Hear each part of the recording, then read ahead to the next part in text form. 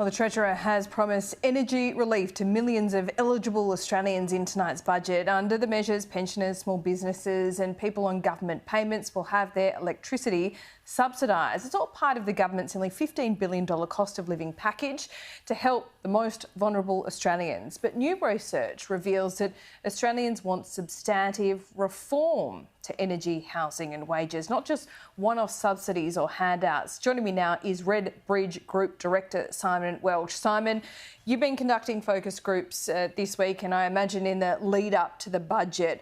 What are the expectations from voters that they'll get out of this budget? Yeah, thanks, Laura. Really, if you think about it, so there's two themes that are really running through what we're picking up at the moment. One is empathy, and you and I have talked about this quite a bit. They're looking for empathy from government, and I think, this $15 billion cost of living package goes a long way. I think the Treasurer's pulled something together that can go a long way towards ticking that box. The bigger challenge, or the more difficult challenge, is this one around that they want a plan, they want a vision for the future. And it needs to start now. And that vision has to address, as you sort of rightly mentioned, substantive change. They are looking for reform. So folk are talking about, as you rightly say, not sort of one-off handouts, but what are the substantive changes that are going to be made that's going to improve housing for the long term, that's going to improve cost of living for the long term, that's going to improve wages for the long term. That's the kind of thing they're looking for. So there's a bit of a needle here that the government will need to thread, particularly in terms of the narrative around the budget. So if it becomes seen as just a budget of some random handouts, that won't resonate as well as it would if that's sort of packaged up, as I say, into this narrative of vision. Because those handouts, they're one-off, they're a sugar high, they're gone at the end of the month. All those sorts of things sort of play into it. There's no sort of lasting political legacy of that.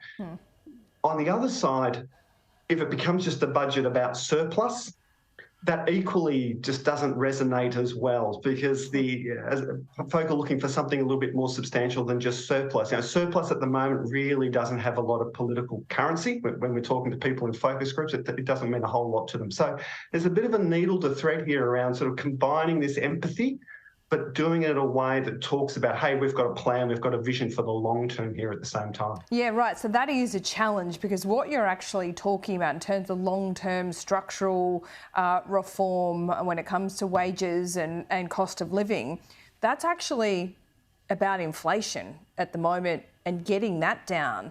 But is there a disconnect in the message that voters are getting?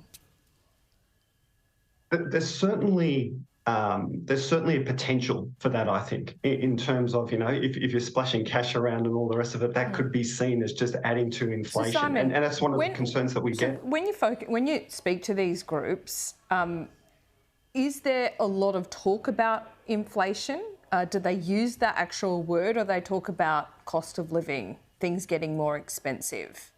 Yeah, absolutely. Inflation has become a byword in our focus groups, which was unusual. Yeah, because you wind the clock back a few years and people might have talked about cost of living, but inflation was sort of, it's one of those bubble words. It's absolutely, and they will even quote you the latest figure on inflation. So people are really tuned into this stuff, because of course you would be. It's real existential stuff for a lot of people right now. A lot of folk are out there really, as you and I have talked about many times, really hurting at the moment. So you tune into this stuff because it's important. It affects your everyday life. It affects your every week grocery shop. So absolutely tuned in and looking very, as I say, very much for what is the pathway out of this. Beyond some quick fix sugar high handouts, there's got to be this underlying plan.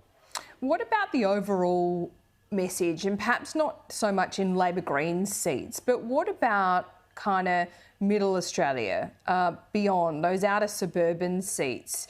Does Labor now have a better reputation as economic managers? Has the Liberal Party, for better or worse, have they lost that kind of mantle, that thing that they held on to for so long?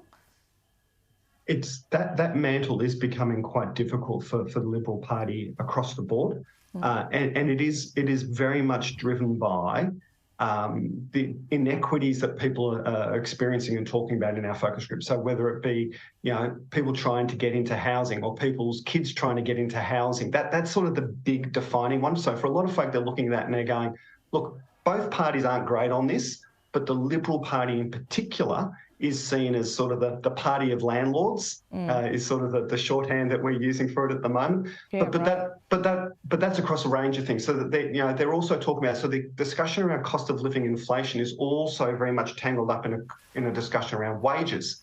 And they see the Liberal Party as being the party of employers. Employers are, actively trying to always keep wages down. It's the nature of the system.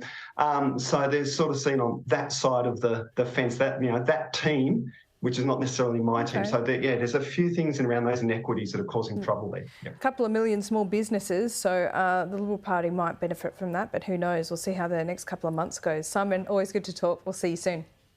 Thanks, Laura.